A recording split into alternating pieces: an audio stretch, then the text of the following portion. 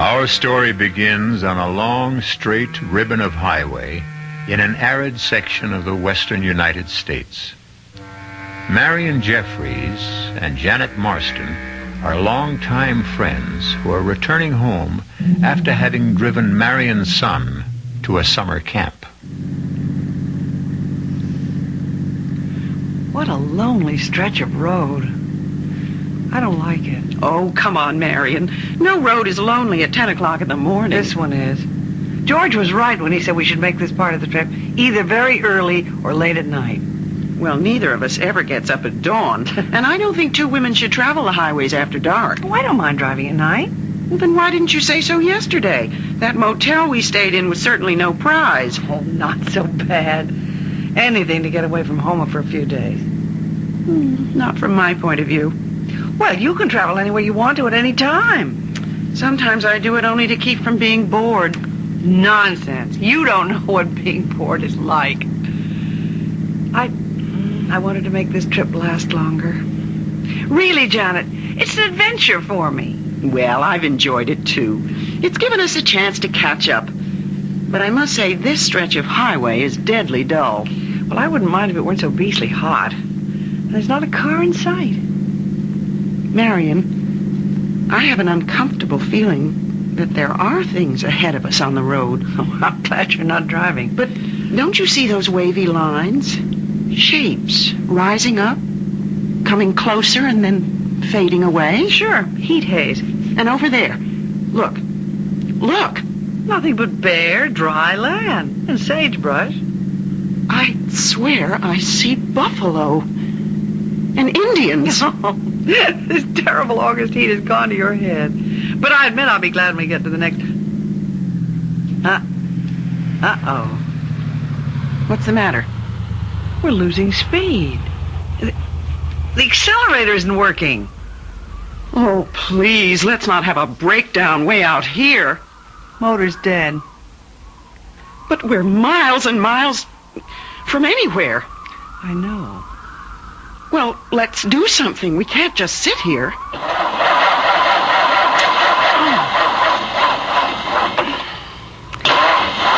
I'm just running the battery down. Then we'll be in a worse mess.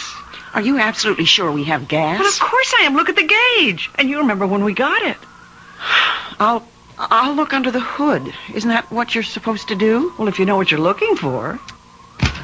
Good Lord, feel that blast of hot air. You better get back in while I check the manual. It's here, somewhere in the glove compartment. Marion, it must be 110 out here. Ouch! What's the matter? The hood. It's so hot I can't touch it. Well, get back in the car while the air conditioning lasts. We just better let the motor cool off. Cool off?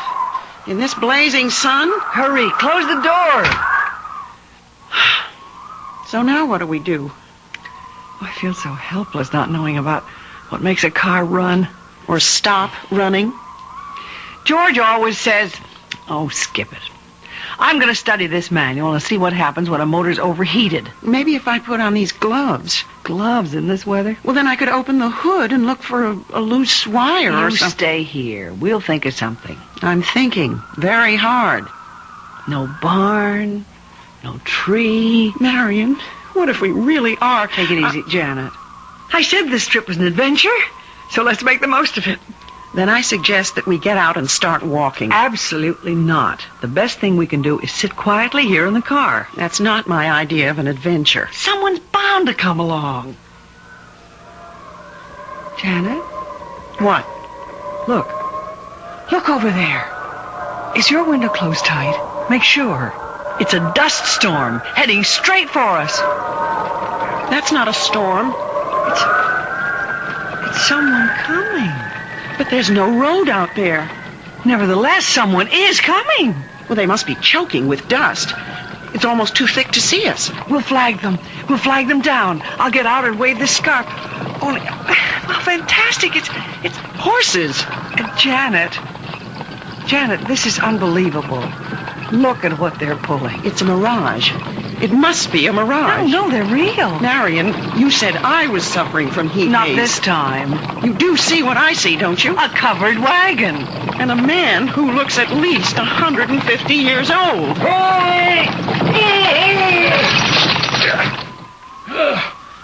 Morning, ladies. Good morning. Who are you? I'm usually called Old Timer, but my name is George. That's my husband's name. I do not have the pleasure of knowing your husband, Miss Jeffries. How do you know me? I've come to take you and Miss Marston to the village. He knows my name, too. Of course, I know your names. And now, if you will both come... You will fix the car for us, won't you? Oh, I have no idea whatsoever how you propel these remarkable new conveyances. But you knew we were here. You must have come to help us. Oh, yes, I'm here to be of service. Come along, ladies. Mirado is expecting you. Mirado? Mirado is the town beyond the hill. What hill? Over that-a-way. Well, it's perfectly flat. You'll see the hill when we get to it. But a hill can't just... Please, ladies, step into my wagon. But we don't want to step into your wagon. We would like to be on our way. This is your way. I don't think you understand. We're going in this direction, straight ahead, unless there's somewhere we can wait until help arrives. I have to get home. I mean, my husband's expecting me. Mr. Jeffries does not know what day this is. Well, we know what day it is, and both of us have to get back. We live quite a ways from here, but perhaps if I could call my husband... Oh, he would never hear you if you called from here, Miss Jeffries. Marion, I think this man is not quite right in the head. We don't want to bother you, Mr. Oldtimer, but what we really want is just to be on our way in my automobile. Ladies, your automobile will never take you to where we're going. But we're not going anywhere with you. Mr. Oldtimer, I think it would be best if you'd be good enough to go back to your town and ask a mechanic. Mechanic? You know, a garage man. Someone who can fix an automobile. Why, no one in Mirado knows anything about automobiles. Marion, what are we going to do? I don't know. But if there is a town, as he says, I can't believe My that they orders don't... are to take you to Mirado. What do you mean, your orders? Why, you have come to help us just as I'm here to help you. Well, then help us, will you, please? Aye, that's better. Come along. You cannot sit here in the sun. Oh, he's right, Marion. And I'm getting terribly thirsty. At least we could get some water and find a telephone. A telephone? Don't tell me your town is that primitive. I've never been privileged to see a telephone. But you will send someone for help. I will take you to Mirado. That is all I can do.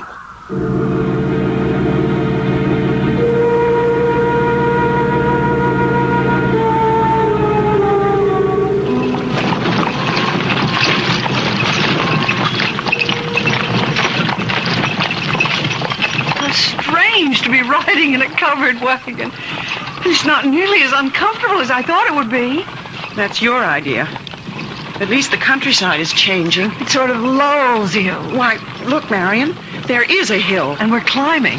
But the horses seem so tired and old. I mean, you think we're going to make it? We're almost there. Down in the valley. That's Mirado. Incredible. And Janet, look. There are houses. Houses. That means there must be water. We have a fine village pump. And people who can help us. But this town is not on the map. I've studied the map very carefully. It shows nothing.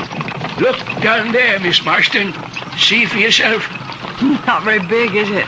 But you must have a restaurant. We have a tavern, and a church, and a jail. What's the population? Well, that depends. Get along there, Jezebel. The street, Janet. Janet, where are the people? It looks deserted.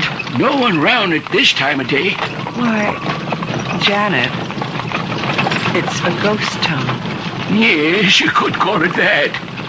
But surely you don't live here alone. Oh, no, indeed. Now, will you please take us? Oh, the hole! If you'll step down, ladies, you can get yourselves a drink at the town pump. I can hardly wait. Oh, this rusty old cup. But I'm thirsty enough to drink from anything.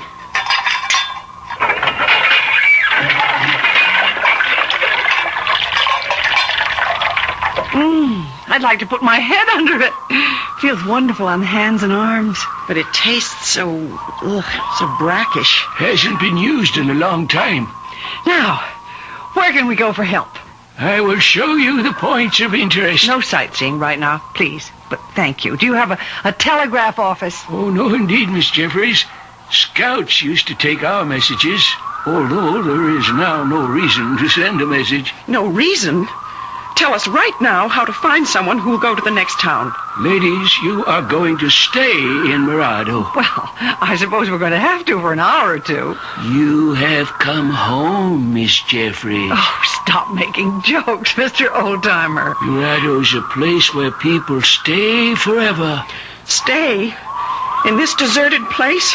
We'll soon see about that. Let's go to the mayor or to the police chief or anyone in charge. You won't find them now. Not a soul till the stroke of noon. Why not? Someone must live in these houses. Where are the people? Asleep, Miss Marston. They're sound asleep. That store over there. Surely inside we'll find someone who... No one there yet, Miss Jeffries. Well, I'm going to look anyway. Will you come with me, Marion? Yes, but it's all so quiet and eerie. Not a sound. Oh, you'll hear sound, all right. In the barn, cross road, out in that field. What sort of sound? Find out for yourself. You're not being very helpful. I don't like this place. Mr. Oldtimer, you have some explaining to do. You said we were expected. You are, dear ladies, you are. Who are you? How did you know our names? It was destined that you were the ones to be chosen this time. What are you talking about? Please, Mr. Oldtimer. Chosen for what? On the hottest day of the year, when the heat haze spreads across the desert, Mirado comes back to life and claims two people from the modern world.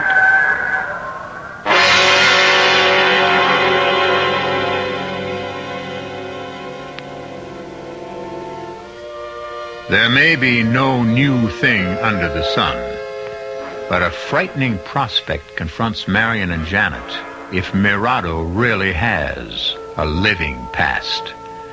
It is possible that George is merely a foolish old man, touched in the head by too much heat. But on the eerie streets of a ghost town, you never know what sinister forces may be at work. The two distraught ladies seem to be getting further away from help with each passing moment. We'll return to them and the old-timer shortly.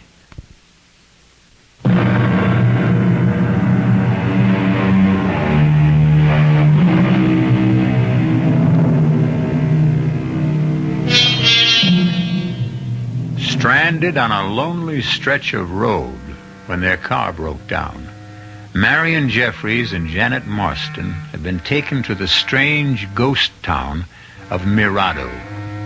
In vain, they have tried to persuade their ancient escort to help them get back to civilization. But he has an unsettling way of insisting that they have come home to Mirado, and that here they will stay. Their panic is growing with each new turn of events. Aside from the old man, there is no sign of life on the narrow streets. And so you see, dear ladies, we are happy to welcome you. We? You keep saying we. Where are the others? Later, Miss Marston. You'll meet them later. We really can't stay very long. Miss Jeffries, I'll show you to your quarters. My quarters? Truly, we are not planning to be here long. Come with me, both of you. We need you, Miss Jeffries, in the tavern here. Come, we'll go inside.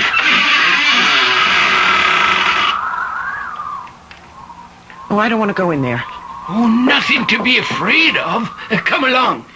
Janet, the pewter plates. Look. And the glassware. Oh, my, I'd like to take these home. Maybe we are in luck after all. Marion, I didn't touch it. Honestly, I didn't. I just put my hand toward that goblet, and it shattered. Follow me, ladies. The kitchen here is equipped in the best possible way. Why, it's covered with dust. That wood stove hasn't been touched for years. I think you will find that it will soon be ready for use. But who's going to use it? It's not for you, Miss Marston. We have other plans. But we understand that Miss Jeffries is a very good cook. What are you talking about? This stove is for you, Miss Jeffries. Marion, your reputation has really gotten around. Me? Cook on that? Oh, I believe you'll get used to it. Well, who, pray tell, is there to cook for? You'll meet them all at high noon. Marion, we have to get out of here. Oh, yes, Miss Marston. I'll show you to the place we have for you. For me? I'm leaving. We're both leaving. We have real need of a school teacher. And what makes you think that I know anything about teaching school? We know a great many things about both of you. But I haven't taught school We know that you like teaching school. And this is a fine opportunity. Stop it! I won't listen to any more. You said Janet, I hear something. A voice from the barn. A voice? Oh, please make it a human voice. I'll be back at high noon, ladies. The bell on the church steeple will strike the hour. And then, at 1 o'clock, it will all be over. Janet, I'm terrified. He's a madman. Listen. Oh, I hear it. Hurry. There's someone in that barn. It's a welcome sound with a crying baby. There must be a woman nearby. Help me. Help me to open the door. It's stuck. Well, we've got to open it. I think it's starting to move. This door hasn't been opened in years. How could it... Pull harder.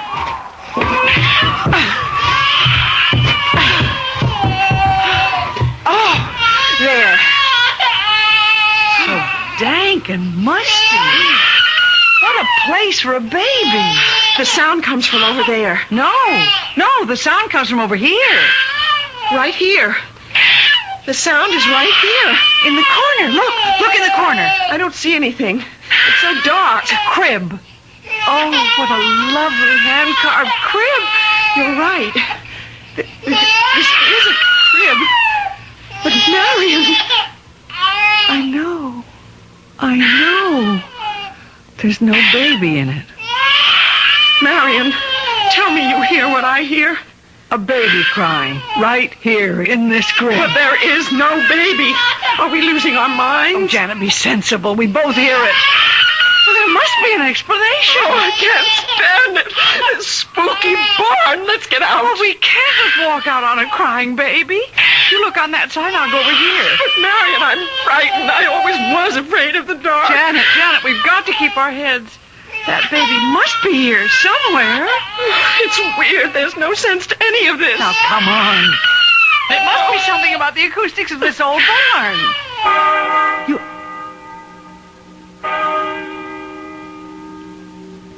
The crying has stopped. Oh, Marion, I'm scared to death. Listen to that bell. 6, 7, 8.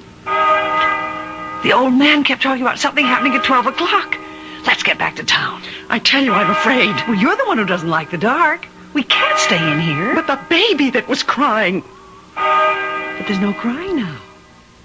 There must be a reason. Come on, we've got to find out. Look, Marion, out on the road to town. People. Thank heaven. Those two men in the field. Let's go talk to them. How odd. They aren't moving.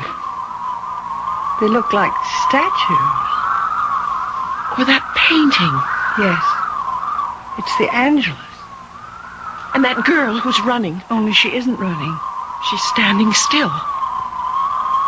12. 12 must be the magic number. That girl is moving now, and she's coming this way. Little girl? Little girl? Can you tell her stop? Please stop. We want to ask you. She didn't hear us. She didn't even see us. Well, those two men. Let's talk to them. Sir, would you tell us, please? Please, we don't want you to stop your work, but we do need your help. I mean, where can... No use. They can't see us or hear us. This is impossible. They're here. Janet, you do see what I see, don't you? A man with a spade and a man with a hoe. Exactly. So I'm going to find out... But the way they're behaving. This can't be true. It can't be real. Nonsense. They're ghosts. I don't believe in ghosts. Now, I'm going to make this man talk to me. Look out. You'll be hurt. That hoe is sharp. This man is real. His hoe is real. Marion, don't go any closer. I'm going to touch him. No! Marion, no! You can't grab his arm. Mister, you have to listen to me. He stopped breathing. I'm not sure he ever was breathing. But he's standing there. His eyes. Look at his eyes. Let go of him. It can't be. It can't be. He's gone right back to work again. What about the other man? No use. It would be the same thing. We can try. No. Marion, I can see the look in his eyes, too. He's dead. Just like the other one. Let's get away from here. Honey, where can we go? Well, I'm coming around to your point of view. We must be very calm and think this whole thing out very sensibly. Let's move as far as possible away from these robots. How about that hillside over there? Well, maybe if we sit down in the shade of a tree, we'll come to our senses.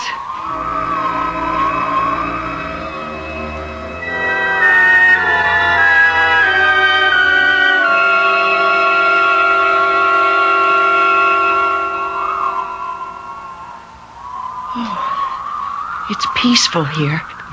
But, Janet, we can't stay here. I'm getting hungry. Maybe that old man was right. What do you mean?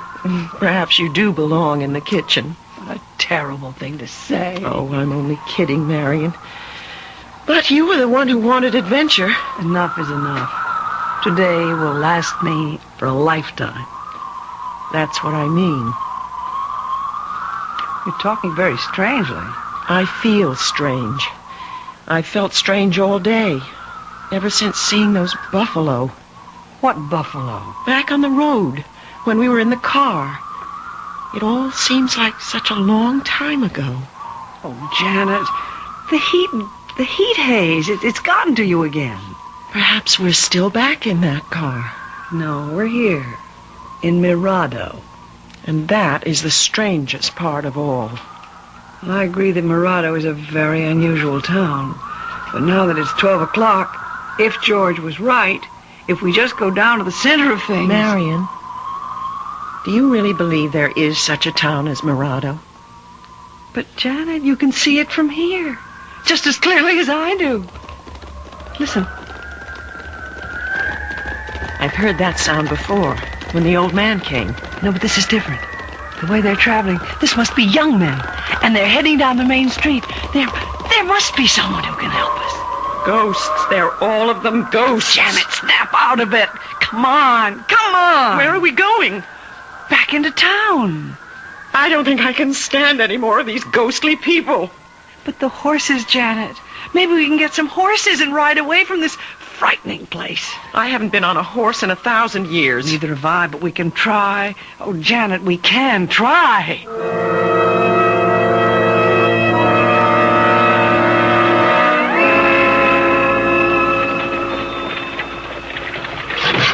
See? They all look so busy. What did I tell you? Siesta time is over. Everyone's awake now. They're far from awake, Marion. The blacksmith shop's over there, and that should be the place to find out about the horses. Hello, ladies. How are you getting along? It's the old-timer. Thank goodness, Mr. Oldtimer.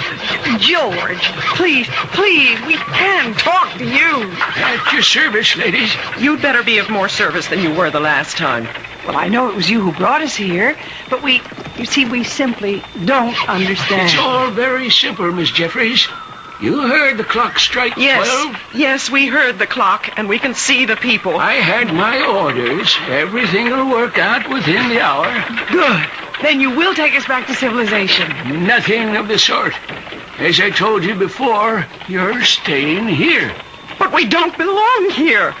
Those other people, they're ghosts. I've told you over and over again. You have been selected. But you said at 12 o'clock we would understand. And that everything would be all right. It is, dear ladies, it is. We need you, both of you, to go with the others. We'll pay you well, very well, for you to take us away from here. Anything you ask. I do only what I'm supposed to do for Mirado. There is no such place as Mirado. Right before your eyes, Miss Marston. As you said yourself, it's a very busy town. Oh, Janet, come on. We're going to the blacksmith shop.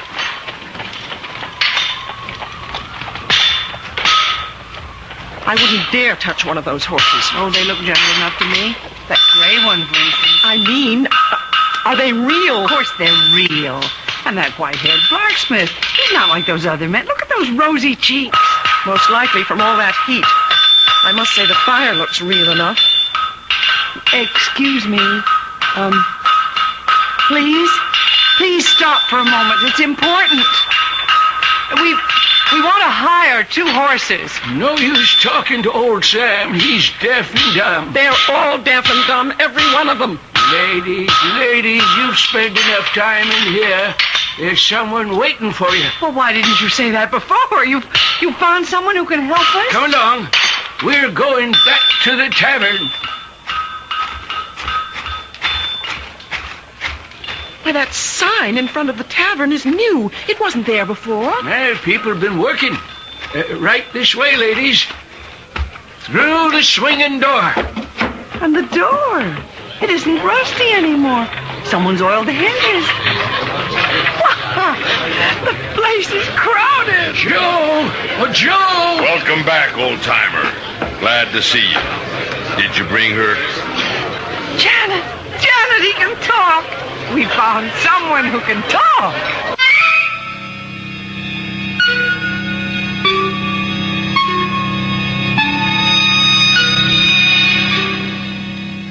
Well, things are looking up. Or are they? At least there seems to be one other living soul in Mirado. But why did Joe ask that question, did you bring her? Which one of the ladies does he mean? It doesn't sound as though he's going to help them get away. Marion and Janet may be in yet deeper trouble. And the mystery of this ghost town is far from solved. I'll be back shortly with Act 3.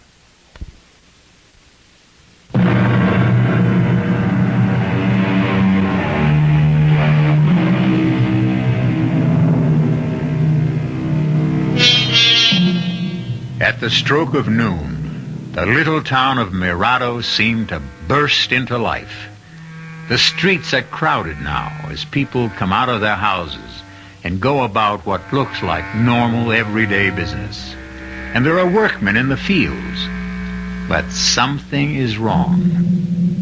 If you or I should try to speak to these people, would they answer? Our 2 frightened travelers had no one to turn to except the old-timer. But at last they have heard the sound of another human voice.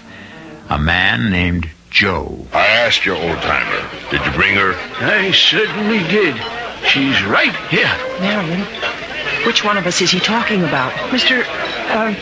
Joe, is that your name? Did you explain to her that there is a great deal to be done? I tried. He didn't explain anything, Mr. Joe. You tell us. Oh, no use talking to him at this stage. He can't hear you. But he answered you. Why can't he talk to me? Not 1 o'clock yet. You're still in the other world. I'll make him talk. Your name is Joe. You run this tavern, and we need help. Old-timer, did you show her the kitchen? Marion, it's you he's talking about. We got plenty of complaints today about the food. Look at all the customers. Yeah, looks like a full house. Did you show her where everything is? Tried to, but so far, she doesn't seem to quite understand. Oh, she will. You tell her we'll take real good care of her. Nobody ever any more popular around this town than the cook. What'd you say her name is? Miss Jeffries. Jeffries. You stop talking about me like that and talk to me. You hear? Like I told you, Miss Jeffries, he cannot hear you. He's got to hear me. Now, please, Mr. Joe. You look like a sensible man. You can tell us what this is all about, please. Well, George, got to be going. Trouble in the kitchen. See here. He can't see you either, Miss Jeffries. Not yet. You tell that new cook she's very welcome. You're going to like working for Joe. He's a fine gentleman. Stop it! I can't stand anymore. Janet, that sad-faced woman in the corner. Let's ask No her. use. I already tried. Just like the rest. That's Miss Crawford, widow lady. You'll find her a very good friend when you get to know her. I want to know her right now, right this minute. You must be patient, dear lady. Not now. We're on our way to the schoolhouse.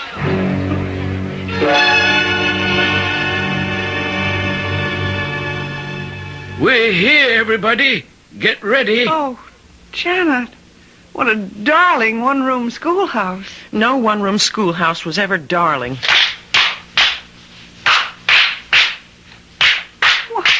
These children are charming. What do you think of them, Miss Marston? Well, they all look like normal, healthy children to me. Only I know they're not. Oh, I don't know from minute to minute what to believe anymore. You'd better believe, Miss Marston.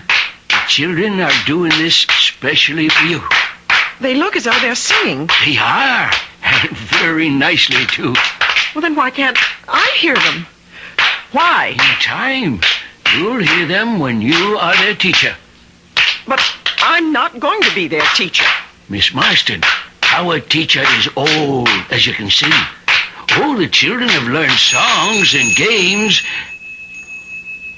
I didn't think anyone still used those little bells. What are they going to do now? I think it's time for arithmetic. Oh, what a bright-looking little girl. The one going up to the blackboard. There. You see?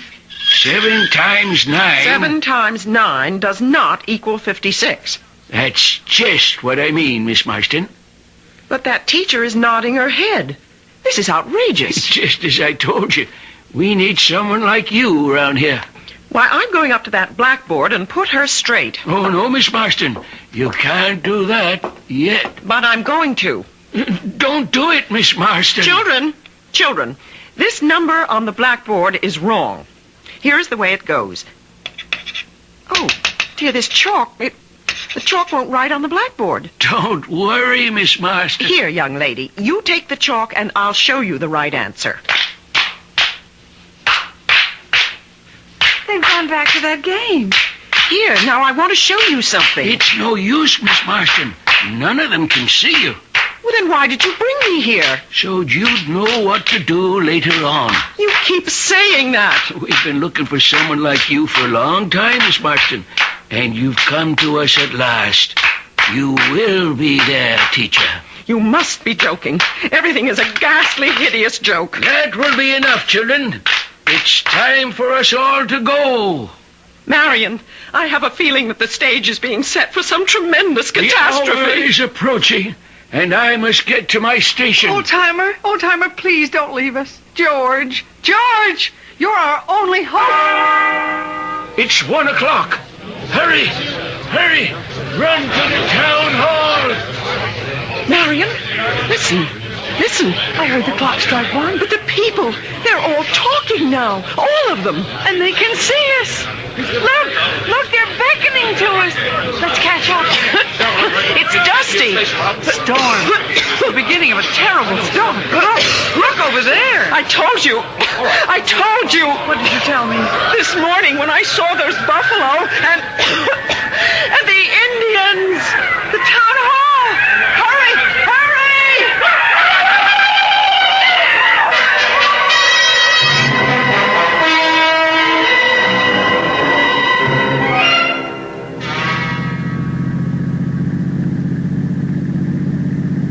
Boy, this sure is a stinking piece of road. Come on. It's my favorite stretch of highway. Glad it's not my Pete. Well, if you had the right car, you could do 200 miles an hour along here. Yeah, well, watch it, bud. A cop's supposed to set an example. Bet I can do 150. Shall we try? No thanks. You never make it in this thing. And we're supposed to be saving gas, remember? This road's only fun when you drive as fast as you can. Especially on a day like today. You know, Sweeney, sometimes I just feel sorry for the poor slobs we haul in for speeding on stretches like this. Yeah, right along here's the best place to get them. You actually come out here on purpose just to give them speeding tickets? Sometimes. When I have nothing better to do. Hey, slow down, will you? Why? There's something up there on the road. Heat haze. No. Come on now, Sweeney, slow down, will you? Hey, I think you're right. It's a stalled car, that's for sure. Yeah, rotten place to run out of gas. California plates. Nobody in it. Maybe they're sleeping. Well, we'll soon find out. This is supposed to be your day off. But I'm still on duty, so here goes. No, I'm coming too. Man, feel that heat. Nobody in the car, Sweeney. Oh, they'd be crazy if they were. I got the license number. If it's unlocked, there should be a registration. Find anything? Yep. Belongs to a Mr. George Jeffries, Vallejo Street, San Francisco. You want me to get that down? Okay. But where's Mr. Jeffries? Wait a minute. Ladies' gloves in here. And a scarf. Guess he wasn't traveling alone. It looks like women's luggage on the back seat, too. Say, you don't suppose it was some dame who got stuck way out here all by herself, do you? No, it's my hunch that there were at least 2 people in this car. But whoever they are, they took the ignition key. Air conditioning. But that wouldn't work if the motor conked out. Yeah. Well, which way do you think they'd go? Wouldn't be stupid enough to walk on such a hot day. We got a ride. But we didn't pass anybody coming this way. They must have gone straight ahead. Yeah. Could have been some time ago. Well, what do you think? Should we push the car off the road? Car's in plain sight. No traffic. And Midway's only about 10 miles. We'll find a better.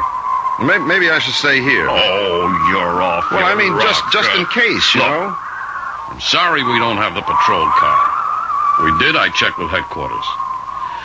I'll make my report, and if there's any trouble, you can come back with me. We'll bring the tow truck. Okay. I got it all down. Sedan, color blue. Yeah. Come on. Get in, and let's go. There's something in this book I want to check.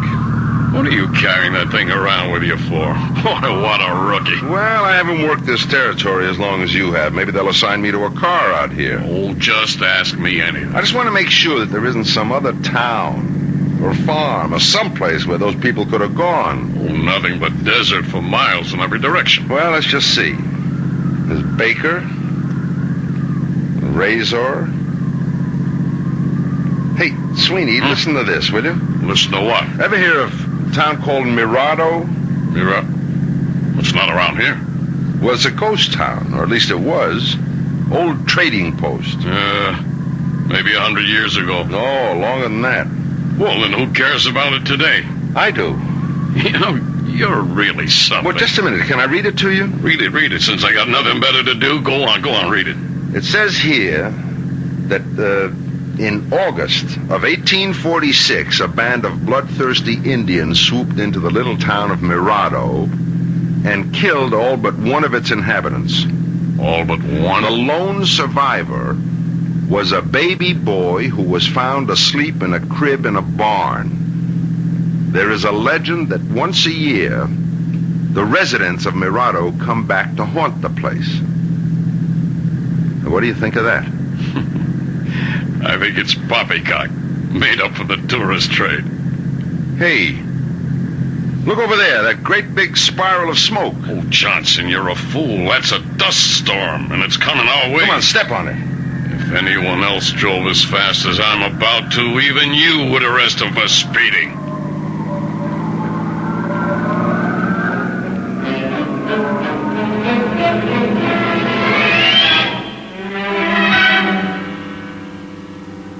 Some people believe in predestination, and almost everyone at some time in life comes across a ghost.